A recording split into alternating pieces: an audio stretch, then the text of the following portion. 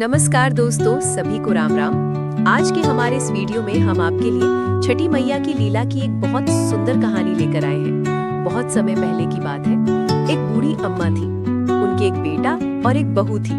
बूढ़ी अम्मा छठी मैया की परम भक्त थी और हर साल पूरी श्रद्धा से छठी मैया का व्रत करती। परंतु बहू नए विचारों वाली थी, वो पूजा पाठ में विश्वास नहीं करती। एक बार बूढ़ी अम्मा छठ पर्व करने की तैयारी कर रही थी।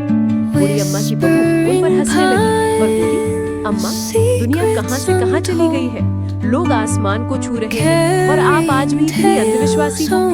पढ़ी लिखी बहुओं का छठी मैया की परम भक्त बूढ़ी अम्मा पर कोई असर नहीं हुआ। वो तो बस अपनी तैयारियां करती रही। बहू फिर बोली, अम्मा, ये सब बेकार की बातें हैं। इस उम्र में 3 दिन तक भूखी रहूंगी तो खुद पर ही मुसीबत लाओगी। न जाने क्यों भूखे प्यासे लोग खुद को सताते हैं। नई बहू की बातें सुनकर बूढ़ी अम्मा मुस्कुराई और बोली, बहू, शादी के बाद मेरे संतान नहीं हो रही। तब मैंने उन्हीं छठी मैया के व्रत को किया। तब छठी मैया ने मेरी पुकार सुनी और ये तेरा पति छठी मैया का ही प्रसाद है। तू भी इस वर्ष छठी मैया का व्रत कर, माता तेरी भी पुकार सुनेगी और तेरी गोद भी हरी हो जाएगी। मगर नए युग की नई सोच वाली बहू किसी का कहा सुनने वाली नहीं। बोली, मैं पूजा पाठ नहीं करने वाली। सुंदर पति मिला है, जीवन में हर सुख मिला है, आलीशान घर है, दिन रात मस्त रहती हूँ। पूरे गांव में मुझ जैसा धनवान कोई नहीं है। सासू माँ, इस दुनिया में कर्म प्रधान है। बूढ़ी अम्मा के लाख समझाने के बाद भी बहू पर कोई असर न हुआ। वो नास्तिक थी। इतने में बूढ़ी अम्मा का बेटा वहाँ आया और बोला, ठीक है, तुम्हें पूजा पाठ नहीं करनी तो मत करो, लेकिन तुम मेरी माँ से झगड़ो मत और जाकर तैयार हो जाओ। छठ माता के घाट पर जाने का समय हो गया है। बहू बिना रुचि के उनके साथ घाट पर जाती है, लेकिन वहाँ पूजा करने की बजाय वो मेला घूमने चली जाती है। कुछ देर बाद उसका पति उसे वहाँ ना पाकर ढूंढने लगता है, तो वो हलवाई के पास स्वादिष्ट पकवानों का मजा लेती नजर आती है। पति उसे कहता है, अरे तुम यहाँ तक आई हो, कुछ देर माँ के साथ बैठो। पत्नी झुंझलाकर बोली, ना जी, मैं पूजा पाठ में नहीं बैठने वाली, मैं तो मेला घूमूंगी। आप ही करो ये पूजा पाठ।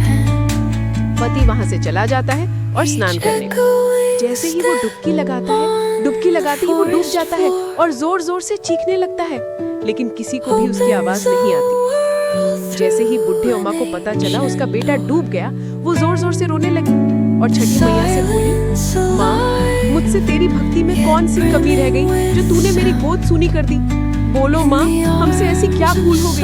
हम तो घाट पर तुम्हारी पूजा करने आए थे, तुमने तो हमारी दुनिया ही उजाड़ दी। माँ, यदि मुझसे जाने अनजाने कोई भूल हुई हो तो उसकी सजा मेरे बेटे को मत दो। ऐसा कहकर बूढ़ी अम्मा जोर जोर से रोने लगी।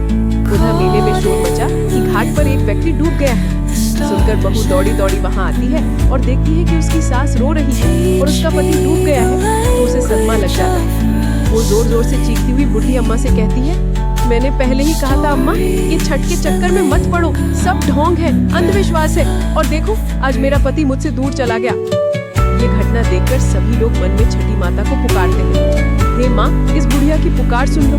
छठी माता तो है ही दयालु। माता कभी अपने भक्तों को निराश नहीं करती। इधर पुत्र वियोग में बूढ़ी अम्मा जैसे ही जान देने नदी में कूदने लगती है, तभी नदी में से एक लहर उठती है और उसी लहर में से बूढ़ी अम्मा का बेटा बाहर आ जाता है। ये देख छठ घाट पर खड़े सभी लोगों की आंखें खुली की खुली रह जाती है। बूढ़ी अम्मा खुशी से रोने लगती है, बहू भी खुशी के मारे जोर जोर से रोने लगती है। इतने में तेज गर्जना के साथ छठी मैया प्रकट हुई और बोली, मैं कभी अपने बच्चों का अहित नहीं करती। मैंने तुम्हारे आंखों से अज्ञान का पर्दा हटाने के लिए तुम्हारे पति को पानी में डुबाया था। मैं सदैव अपने भक्तों की रक्षा करती हूँ।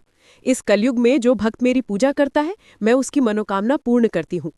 ये कहकर छठी मैया अंतर्ध्यान हो गई और घाट पर मौजूद सभी लोगों ने छठी मैया की जय जयकार करी।